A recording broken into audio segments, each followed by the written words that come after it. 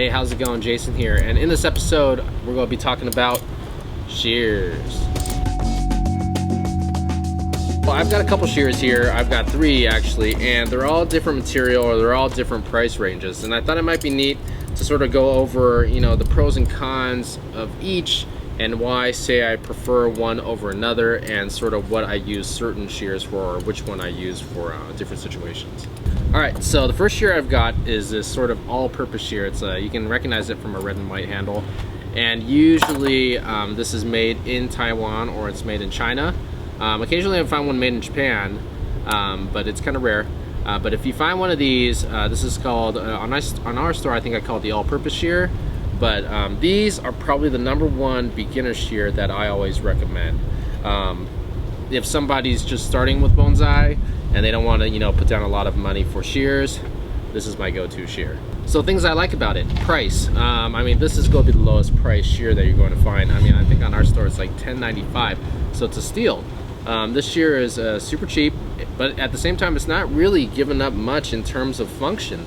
I mean, it's still got a really good sharp point right here, and the handles are great. You know, it's got a lot of control, and even though it's plastic handles that, you know, if you really pull these off, they will slip off, but you can put them back on. They still can handle almost everything you need. They can even cut thick branches as long as you cut them at the joint right there and not at the tip. So if you're just starting out and you need a shear, I'd go with this one. Second, I've got this made in China stainless steel shear, and it's got this, you know, this orange wrap on it that just indicated that it was mine at one point. But this shear, you know, I love the shape of this shear. It's smaller. It's got this like thin handle, you know, 2 small handles, and it's really easy to control everything and to get in there, cut candles, cut branches, trim back growth. This shear is great for control, and I used this shear for, you know, when I was first learning, for about 2 years, and it really never let me down. I mean, the point, you know, still, you know, it's still sharp at the point, and it hasn't chipped.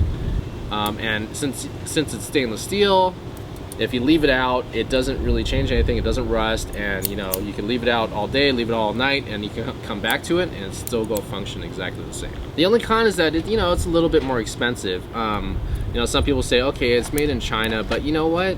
The Chinese-made tools have actually kind of stepped up their game, and honestly, this tool this year, if I didn't switch to this guy right here, I'd still be using it. It's very functional, and I definitely think it's a very good shear.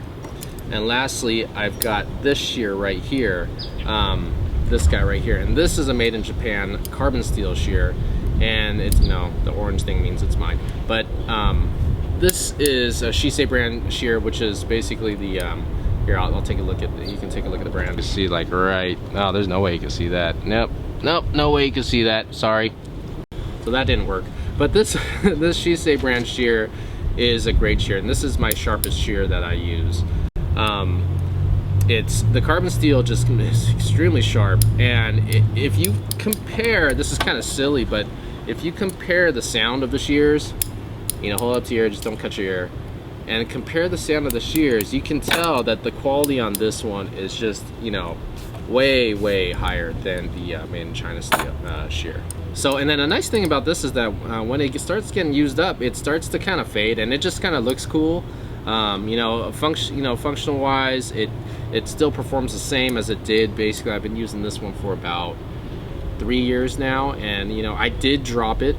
So at the tip, it did chip a little bit, but that was my fault. You know, I dropped it from pretty high, and it chipped off. But still, it's got enough point that I can still get in there, cut candles, trim back growth, you know, get the cut that I want in the location I want it.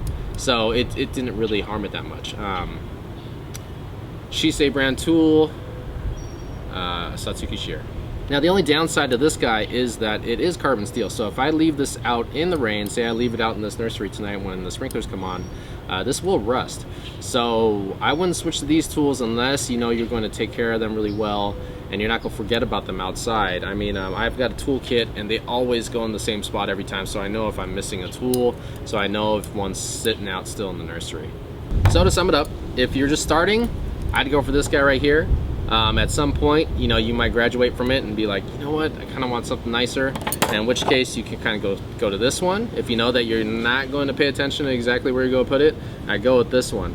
But if you want to just step up to this one, you know, this one's a little bit more expensive, but it's going to be the sharpest shear, the highest quality shear, and it'll basically last a lifetime as long as you don't leave it out in the rain. So hopefully that was helpful. If you've got some questions, just leave them in the comments below and I'll try to get to them.